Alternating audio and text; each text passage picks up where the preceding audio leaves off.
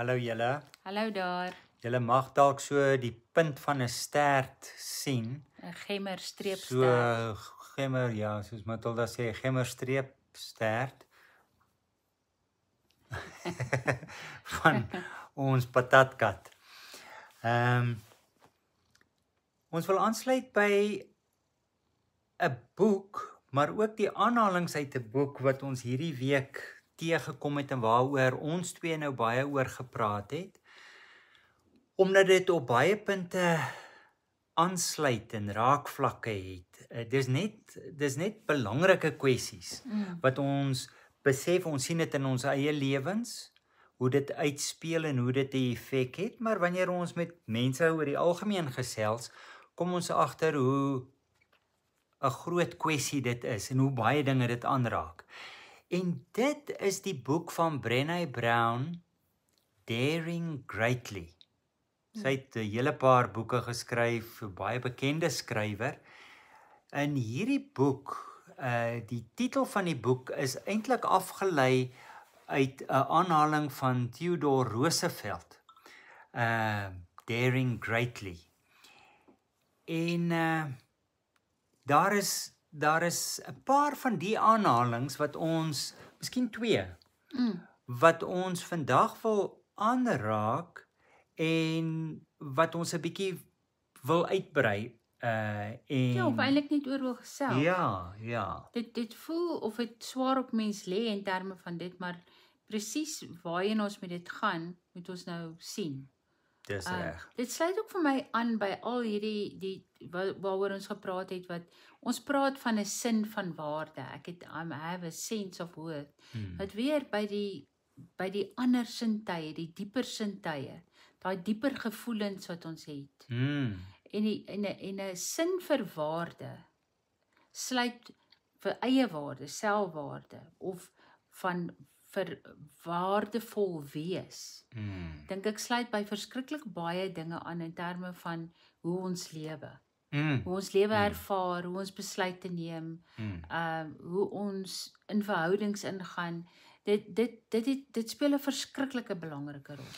En hoekom ons dit sommer nou al klaar aanroer, die onderliggende punt waaruit Brené Brown funksioneer, is dat ons baie avontuurlustig kan leef, baie dinge kan waag, baie ruim kan leef, wanneer ons dit doen vanuit 'n plek van selfagting. Van Eie waarde. Van om werklik jou waarde, jou eie waarde te besef en daarin te vertrou. Om te vertrou dat jy in staat is. En ook dat jy werd is om 'n goeie lewe te hê. Ja, dis 'n baie belangrike ding, want ek dink al hierdie dinge kom weer eens in by hoe ons grootgemaak is, ons kultuur, ons godsdiens, wat ons sekere boodskappe gegee het wat nie noodwendig vir ons goeie 'n goeie basis gelê het van hoe om 'n lewe te hanteer nie. En ek dink een daarvan was dat jy altyd die minste moet wees, dat jy ander voor jouself moet stel. En daar is natuurlik, dit het waarde, dit het 'n plek. Maar ons het die kwessie van om werklik waar by onsself te begin en ons vir onsself lief te hê vir wie ons is, daai ding het ons baie afgespeel. Dis reg. En die ding is, ons gaan nie nou vandag daarop uit wees om 'n selfsugtige leefwyse aan te moedig nie. Maar ons gaan daarop fokus dat 'n mens jouself nie die heeltyd onderspeel nie. Ja, en want jouself, dit doen eintlik, wie is dit wat dit gesê het? Was dit, ek dink Mandela word baie aangehaal van dit help niemand as jy jouself onderspeel nie. Ja. Nie jouself nie, dit wat jy kan bydra tot hierdie lewe, tot hierdie wêreld. En ek dink wanneer 'n mens die boodskap van die Bybel daarvolgens interpreteer, verstaan jy nie mooi wat die Bybel sê nie. Ja. Waar dat 'n mens amper 'n vloerlap moet wees. Ja, nee. Dit is glad nie die geval nie. Kom ons kyk na twee van hierdie aanhalings van Brené Brown. Jy dit lees? Wel, ek dink die een wat vir my baie daarbey aansluit is dat sy sê wholehearted living is about engaging in our lives from a place of worthiness. Wholehearted living. En dan die ander een is, wel, ek dink hierdie twee moet mens maar eintlik saam lees. Owning our story can be hard, but not nearly as difficult as spending our lives running from it.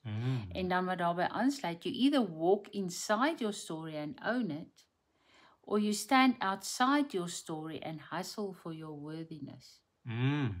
So dit kom weer eintlik daarop neer, dink ek, dat om werklik waar 'n sinvolle en 'n vervullende lewe te lei, moet jy vrede maak in die eerste plek met jou lewensstorie, jou foute, die dinge wat jy voel nie regverdig was nie of wat gebeur het in jou lewe, maar dat jy ook vanuit daai plek jou eie waarde besef.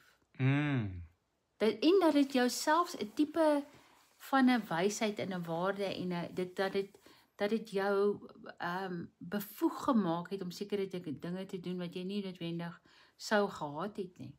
Dat dit bygevoeg het tot jou waarde. En so 'n sin van waarde, omdat dit so nou aansluit by hierdie daring greatly, dit gee mense ook 'n sekere sin van selfvertroue. Ja, ek dink so, want ek dink as jy jouself die heeltyd in twyfel trek oor, is ek iets werd, gaan ander mense, gaan ek ooit ergens behoort, kan ander mense my lief hê, al daai dinge ondermyn ons selfvertroue. En baie daarvan lê maar weer eens in ons kinderdae. So ek sou sê, as mens nou moet sê, maar okay, hoe werk ek aan my selfwaarde? Dan sou ek sê, dit begin by jou storie. Dit begin by jou plek in die gesin. Wat was die boodskappe wat jy gekry het? Is dit waar? Het jy dit reg verstaan?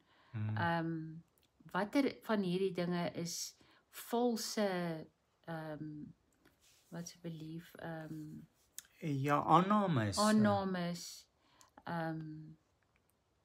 Ook waarin vind ek eintlik my waarde? Ja. Vind ek my waarde in dinge wat nie regtig in my suksesse, in my geld, in my status en al daai tipe dinge.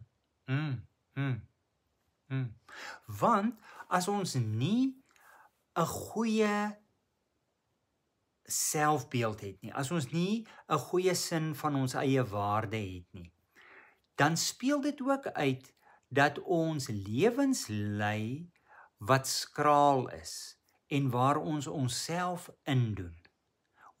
Soos die Engelse sal sê, we're selling ourselves short. En ons dink dit is nederig, ons dink dit is edel, maar dit kom weer terug na daardie wat ons al hoeveel keer gesê het, wat Sint Irenaeus gesê het, die heerlikheid van God, die glorie van God, is iemand wat ten volle lewendig is. Dit is hoe ons moet... Met foute, met tekortkominge, met alles wat daarmee saamgaan, maar wat dit homself toeëien, wie hy is, in wese, met sy tekortkominge, en weet dat vanuit daai plek, hy nog steeds waardig is om respek te hê, om van ander te hê, of om liefgehet te wees. Want ek dink anders is mens so uitgelewer daaraan, dat jy vatbaar is vir alles, en vir almal. Jy is die hele tyd besig om jou waarde te probeer verdien. Ja. Op verskillende maniere, en as ons na die Enneagram kyk, dan is daar weer al daai verskillende maniere, om perfek te wees, om die hele tyd, om te probeer om nodig te wees vir ander mense, om korrek of reg te wees. Ja, om die hoogste sport te bereik, om die meeste kennis te hê. Al hierdie dinge doen die ego, om ons 'n gevoel van meer waarde te gee. Ja. Wat 'n vals waarde is. Ja. Nie dat dit verkeerd is om meer kennis te hê of om die hoogste sport te bereik nie, maar wat ek dink 'n mens kom by daai dinge. Die pad jou storie vat jou daar wanneer jy vanuit daai plek van 'n dieper sin vir werklike waarde leef, van daai plek uit leef. En ons lewens word baie skraal op baie maniere. Dit beteken ons waag nie om 'n stap te neem nie. Ons is verskriklik versigtig want eintlik weet jy nie of dinge vir jou gaan uitwerk nie. Jy is net oor die algemeen versigtig.